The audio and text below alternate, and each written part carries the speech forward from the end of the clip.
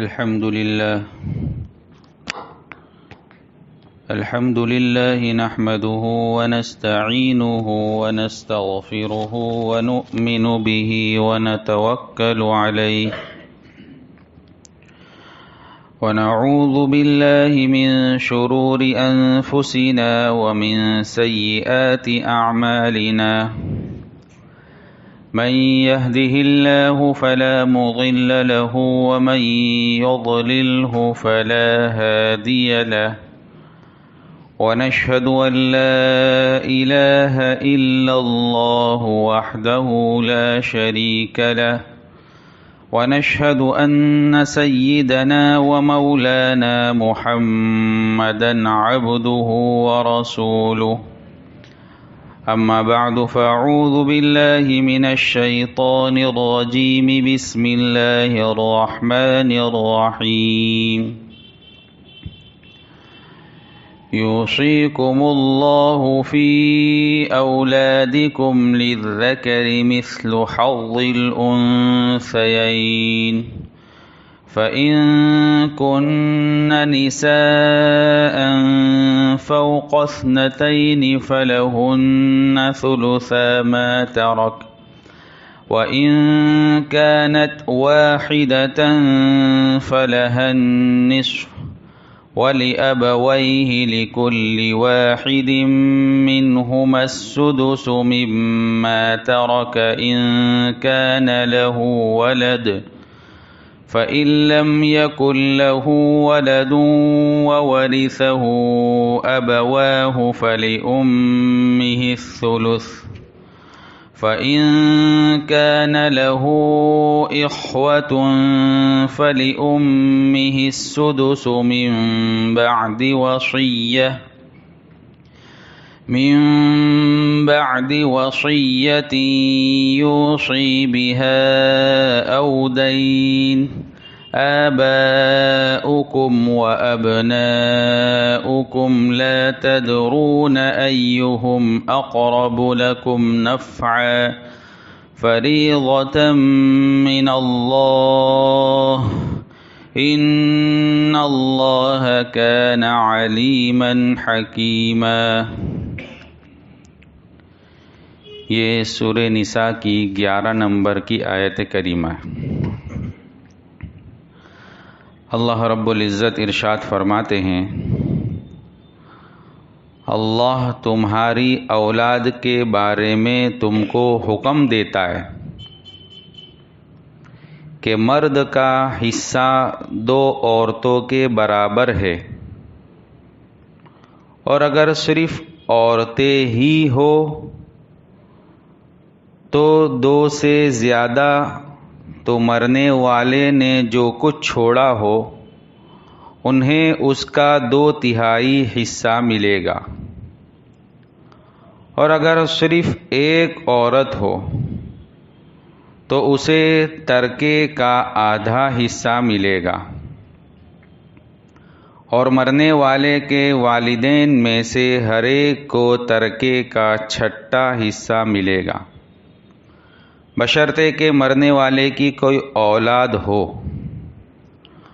اور اگر کوئی اولاد نہ ہو تو اس کے والدین ہی اس کے وارث ہوں گے، تو اس کی ماں 3 حصے کی حقدار ہے۔ ہاں اگر اس کے کئی بھائی ہو تو اس کی ماں کو 6واں حصہ دیا جائے گا، اور یہ ساری تقسیم اس وصیت پر عمل کرنے کے بعد ہوگی جو مرنے والے نے کی ہو، یا اگر اس کے ذمے کوئی قرض ہے تو اس کی ادائیگی کے بعد۔ تمہیں اس بات کا ٹھیک ٹھیک علم نہیں ہے کہ تمہارے باپ بیٹوں میں سے کون فائدہ پہنچانے کے لحاظ سے تم سے زیادہ قریب ہے، یہ تو اللہ کے مقرر کیے ہوئے حصے ہیں۔ یقین رکھو کہ اللہ علم کا بھی مالک ہے، حکمت کا بھی مالک۔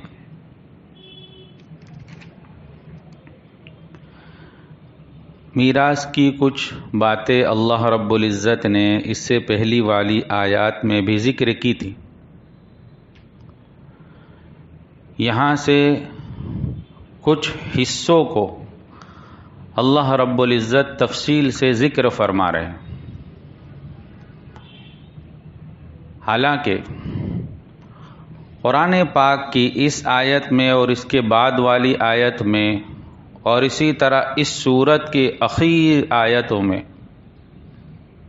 اللہ رب العزت نے خاص حصوں کی طرف اشارہ فرمایا کہ کس کو کتنا حصہ ملے گا، اور بقیہ تفصیلات حدیث میں ملتی ہے. میراث کا تقسیم کرنا یہ کوئی مستحب اور سنت عمل نہیں ہے، بلکہ یہ لازمی اور واجب اور ضروری عمل ہے. کوئی اگر یوں سمجھتا ہو کہ میراث تقسیم کی تو کیا اچھا ہے اور نہ کی تو چل جائے گا، ایسا نہیں ہے. بلکہ جو چیز لازم اور ضروری چیزیں ہیں ان میں سے ایک یہ چیز ہے. قرآن پاک میں اور حدیث میں اس کی اتنی تفصیل بیان کی گئی اور اس پر اتنا زور دیا گیا کہ اس چیز نے باقاعدہ ایک ہنر اور ایک فن کی شکل اختیار کی. فقہا نے اس کی ساری تفصیلات کو یکجا جمع کیا اور وہ مستقل فن قرار پایا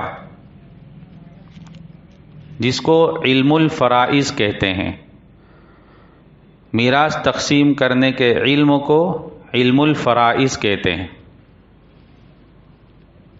جیسے مدارس کے اندر بہت سارے علم سکھائے جاتے ہیں. عربی سبجیکٹ کو سیکھنے کے لیے علم نحو ہوتا ہے، علم صرف ہوتا ہے، منطق ہوتا ہے. اسی طرح ایک فن ہے جس کو علم الفرائض کہتے ہیں، یعنی میراث تقسیم کرنے کا علم. اس کے اوپر باقاعدہ کتابیں فقہا نے لکھی کہ کس وقت کس کو کتنا ملے گا. یہاں تک کہ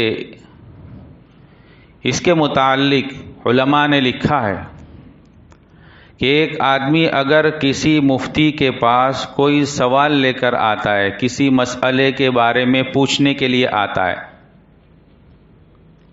تو وہ مفتی سوال سن کر اس کا جواب دے دے گا. نماز کے متعلق اس نے مسئلہ پوچھا، زکوٰۃ کے متعلق مسئلہ پوچھا. لیکن اگر کوئی میراث کے متعلق سوال پوچھنے کے لیے آتا ہے تو مفتی کے لیے بھی لازم ہے کہ وہ اس کے اندر سوالات کرے کہ اور کوئی وارث دار تو باقی نہیں رہے، جس کو یوں کہیں گے کہ مفتی کے لیے ضروری ہے کراس چیکنگ کرنا، کہ جتنی بات سامنے والے نے کہی اس کے متعلق فوراً جواب دے دیا، یہ چیز میراث میں نہیں ہوتی. بلکہ اس کے لیے ضروری ہے کہ وہ اور سوال کرے کہ کوئی اور وارث دار تو نہیں رہ گیا، یا کسی وارث دار کے بڑھنے سے کسی کا حصہ کم اور کبھی کسی کے ہونے سے کسی کا حصہ بڑھ جاتا ہے. تو یہ ساری تفصیلات علم الفرائض کے اندر ذکر کی گئی. اور یہ ایک ایسی چیز ہے کہ جس کے اندر باقاعدہ لکھ کر سوال دیے جاتے ہیں، اور اس کے اندر مفتی لوگوں کو بھی محنت کرنی پڑتی ہے کہ سوال آیا اور فوراً جواب دے دیا، اس طرح نہیں ہوتا ہے. تو اللہ رب العزت نے یہاں کچھ اصولی چیزیں بیان فرمائی کہ کس کو کتنا حصہ ملتا ہے. پہلی چیز تو یہ سمجھ لے، مرنے والے نے جو مال چھوڑا ہے، جس کو مال متروکہ کہتے ہیں، چھوڑا ہوا مال، اس کے اندر پہلی چیز تو اس کے کفن دفن میں خرچ کیا جائے گا. اس میں نہ فضول خرچی کی جاوے نہ کنجوسائی سے کام لیا جاوے، بلکہ کفن دفن میں اس کے مال میں سے خرچ کیا جاوے. یہ کفن دفن میں خرچ کرنا اس کے مال میں سے کوئی لازم نہیں ہے. اگر کوئی ایسا آدمی کھڑا ہو گیا تو یوں کہتا ہے کہ اس کے کفن دفن کا خرچہ میں دوں گا، دے سکتا ہے.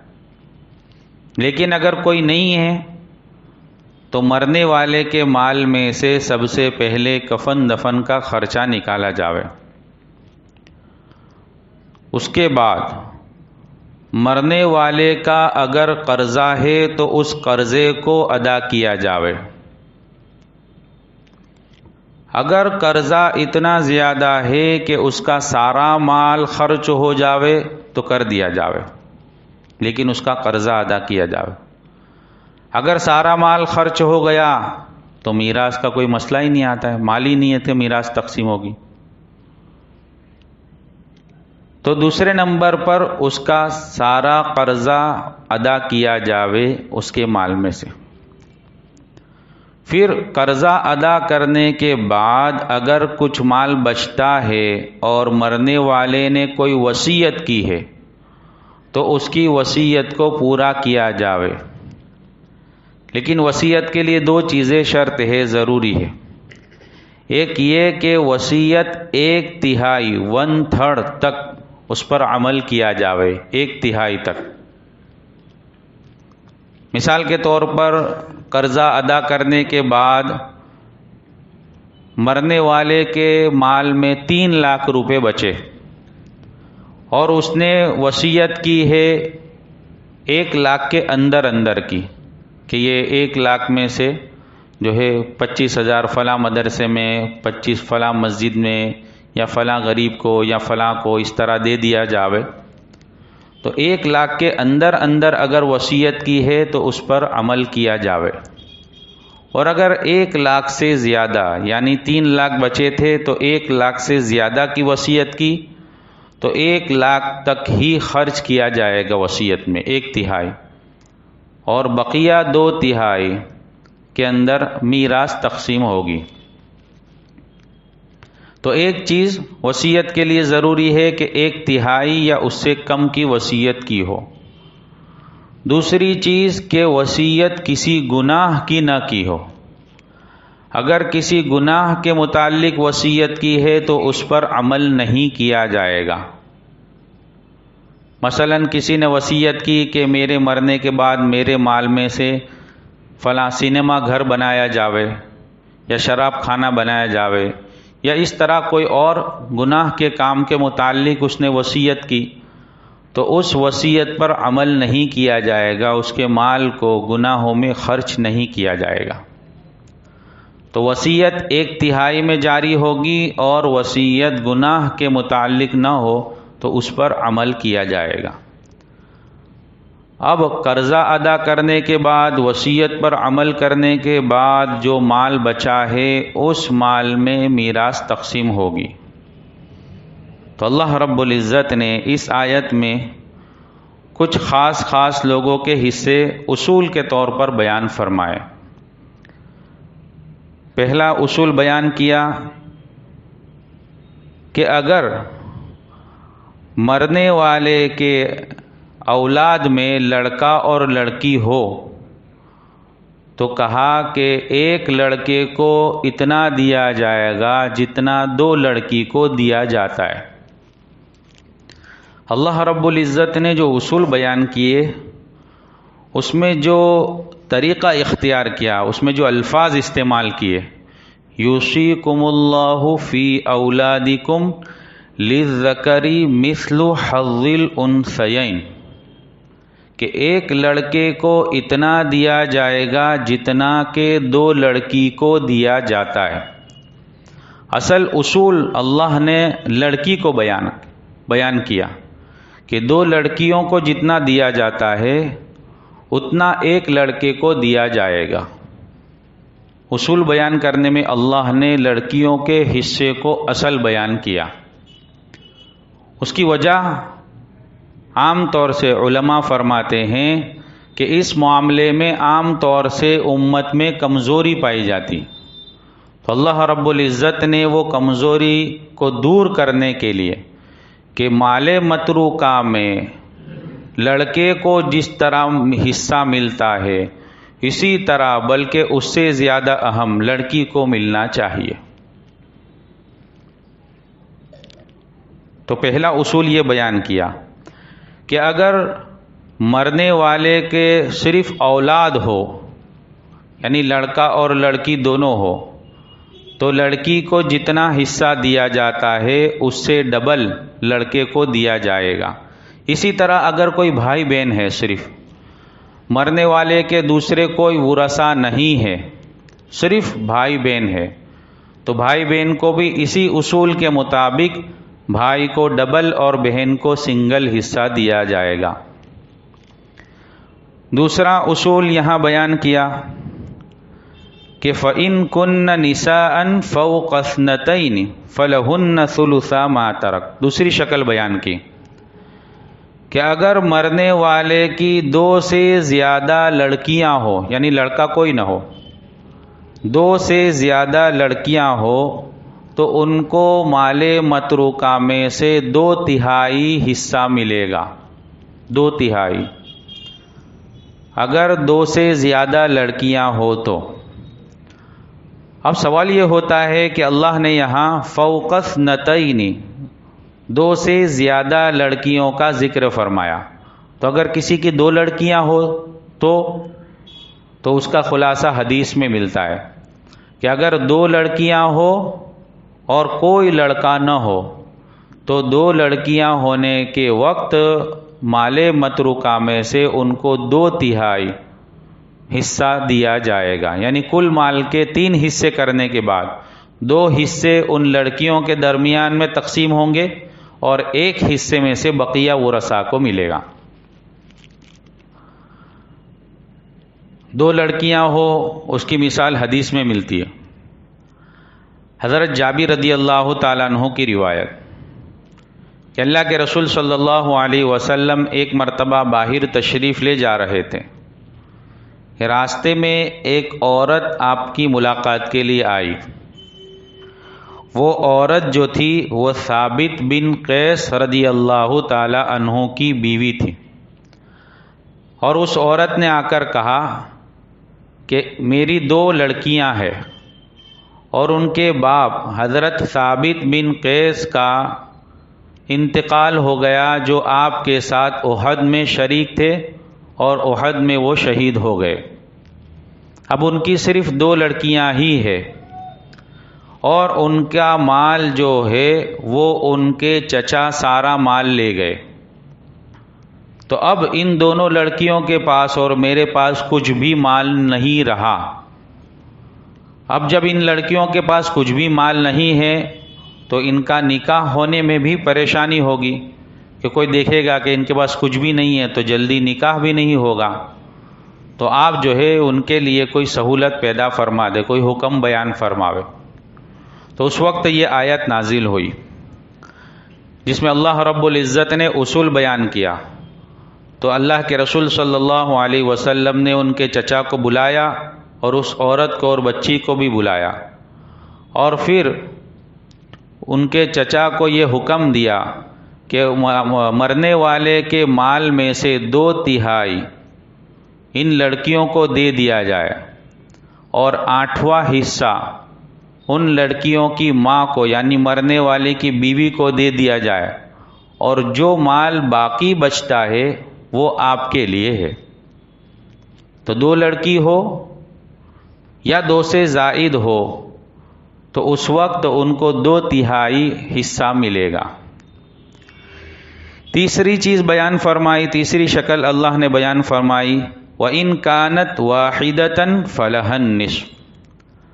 اگر مرنے والے کی صرف ایک ہی لڑکی ہے تو اس وقت مال متروکہ میں سے آدھا حصہ لڑکی کو دے دیا جائے گا، صرف ایک ہی لڑکی ہے تو، اور بقیہ آدھے میں سے بقیہ ورثاء کو ملے گا۔ اللہ نے یہاں تک تو یہ 3 شکلیں بیان فرمائی اولاد کے متعلق. اس کے بعد 3 شکلیں بیان فرمائی والدین کے متعلق کہ اگر مرنے والے کے والدین زندہ ہے، اس کے ماں باپ زندہ ہے یا ان میں سے کوئی زندہ ہے، تو اس وقت کیا شکل ہوگی، ان کو کتنا دیا جائے گا. تو ان میں پہلی شکل وَلِأَبَوَيْهِ لِكُلِّ وَاحِدٍ مِّنْهُمَا السُّدُسُ مِمَّا تَرَكَ إِن كَانَ لَهُ وَلَدٌ. پہلی شکل اللہ نے ذکر فرمائی کہ اگر والدین ہے تو ان کی 3 شکلیں ہوتی ہے. پہلی شکل یہ کہ والدین ہے اور اولاد ہے. والدین ہے مرنے والے کے یعنی امی ابا ہے، اور مرنے والے کی اولاد بھی ہے. تو اس وقت والدین کو یعنی ماں کو اور باپ کو چھٹا حصہ دیا جائے گا. کل مال کے 6 حصے کریں گے، اور 1 حصہ ماں کو، 1 حصہ باپ کو، اور بقیہ جو مال بچ گیا وہ اولاد کے اندر یعنی لڑکا اور لڑکی ہو تو لڑکے کو ڈبل اور لڑکی کو سنگل، اس طرح کر کے دیا جائے گا. تو والدین کو چھٹا حصہ دیا جائے گا. پہلی شکل اللہ نے یہ بیان فرمائی جبکہ اولاد ہو. دوسری شکل بیان فرمائی کہ والدین کے علاوہ کوئی نہ ہو، یعنی اولاد کوئی ہے ہی نہیں، بھائی بہن بھی نہیں ہے، اولاد بھی نہیں ہے، مرنے والے کے صرف ماں باپ ہے. تو اس وقت ماں کو 1/3 اور باپ کو 2/3 یعنی 3 حصے کرنے کے بعد 1 حصہ ماں کو اور 2 حصے باپ کو دے دیے جائیں گے. یہ اس وقت ہے جب کہ کوئی اولاد نہ ہو، کوئی بھائی بہن نہ ہو. تیسری شکل اللہ نے بیان فرمائی کہ والدین کو اس وقت جب کہ اولاد تو نہ ہو لیکن بھائی بہن ہو، مرنے والے کے بھائی بہن ہو، اولاد نہیں ہے، تو اس وقت ماں کو چھٹا حصہ ملے گا اور بقیہ 5 حصے باپ کو ملیں گے. اللہ رب العزت نے تیسری شکل بڑی عجیب بیان فرمائی. اگر مرنے والے کے بھائی بہن ہے، چاہے حقیقی بھائی بہن ہو، چاہے اللتی بھائی بہن ہو، چاہے اخیافی بھائی بہن ہو، یعنی حقیقی بھائی کا مطلب یہ ہے کہ دونوں ماں باپ دونوں ایک ہو، اللتی اور اخیافی دونوں کے باپ ایک ہو یا دونوں کی ماں ایک ہو، یعنی اس طرح کے کوئی بھائی ہو بہن ہو مرنے والے کے، تو اس وقت بھائی بہن ہونے کی وجہ سے بھائی بہن کو تو کچھ نہیں ملے گا، لیکن ماں باپ میں سے ماں کا حصہ کم ہو جائے گا اور ماں کو ملے گا چھٹا حصہ اور بقیہ 5 حصے باپ کو ملیں گے. یہ والدین کی اللہ نے اس میں 3 شکلیں یہاں بیان فرمائی، اور پھر اخیر میں وہی اصول بیان فرمایا کہ یہ حصے جتنے مل رہے ہیں وہ حصے سارے کے سارے وصیت کو پورا کرنے کے بعد یا قرض کی ادائیگی کے بعد ملیں گے. یعنی پہلے وہ چیز کی جاوے گی، قرض کی ادائیگی اور وصیت کو پورا کرنا، اور اس کے بعد جو حصے جو مال بچتا ہے اس میں یہ ساری شکلیں ہوگی. اب اللہ آگے ایک چیز بیان فرماتے ہیں نصیحت کے طور پر کہ یہ جو حصے اللہ نے مقرر کیے ہیں یہ اللہ کی طرف سے مقرر شدہ حصے ہیں. اس میں کون کس کو زیادہ نفع پہنچائے گا وہ اللہ کے علاوہ کوئی نہیں جانتا. کون پہلے مرے گا، کون بعد میں مرے گا، کس کے مال سے کس کو نفع ہوگا، کس کے مال سے کس کو نفع نہیں ہوگا، یہ ساری چیزیں اللہ رب العزت کے علم میں ہے. کسی آدمی کو بھی اس بات کا اختیار نہیں ہے کہ وہ ان مقرر شدہ حصے کے اندر کوئی اعتراض کرے یا اس میں کوئی تبدیلی لاوے، اس میں کوئی چینج کرے، اس میں کوئی الگ تھلگ کرے، بلکہ اللہ رب العزت کی طرف سے یہ مقرر کیے ہوئے حصے ہیں، اس کے اندر کسی کو تبدیلی کی بھی اجازت نہیں ہے اور کسی کو کوئی بات بولنے کی بھی اجازت نہیں ہے۔ فریضۃ من اللہ، کوئی بھی چیز جو ہے اس کی اجازت نہیں ہے۔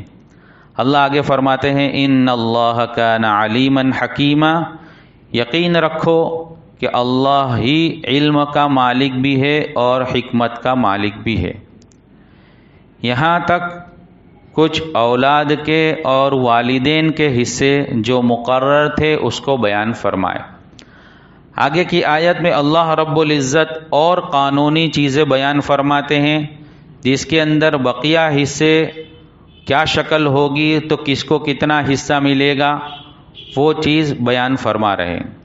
ان میں اصولی چیز یہ ہے سمجھنے کی کہ اگر کسی کو یہ بات پیش آ جاوے، یعنی میراث تقسیم کرنے کا موقع آوے، تو اس کے لیے ضروری ہے کہ وہ اپنی ساری ڈیٹیل، ساری حقیقت لکھ کر کہ کس کا کتنا مال ہے، یعنی مرنے والے نے کتنا مال چھوڑا ہے، ان ساری چیزوں کو ظاہر کر کے کسی مفتی کے سامنے بات رکھے اور پھر وہ سارے اصول کو سامنے رکھ کر جو ہے میراث کو تقسیم کریں گے، اس پر عمل کیا جاوے۔